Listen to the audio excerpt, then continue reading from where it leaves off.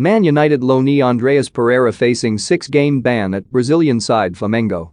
Manchester United star Andreas Pereira is facing the prospect of a 6-game ban for Brazilian side Flamengo after breaking quarantine rules when he arrived in South America.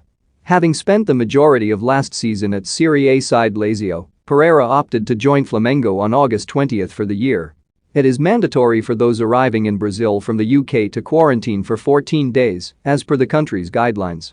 But the Superior Sports Court for Football in Brazil claims that Flamengo cut that short by around a week. And now Pereira and his club are facing possible disciplinary action from the STJD. In a statement on Friday, they said, Flamengo and Andreas Pereira will be judged next Friday, October 8, by the 5th Disciplinary Committee of the Superior Court of Sports Justice for Football.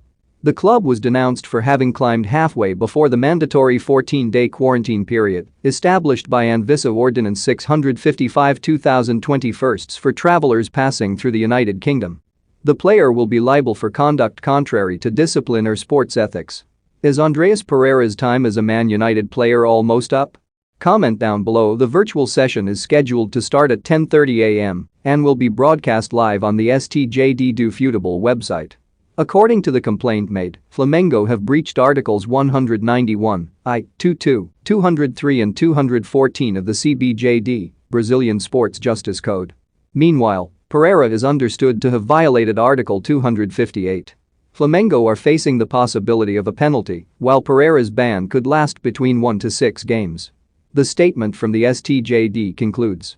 The attorney's office also asks the CBF to present the epidemiological questionnaire filled out by Flamengo for the selection of Andreas in the match in question against Santos himself, and the presentation by Anvisa of the forms and documents completed by the athlete upon entering Brazil.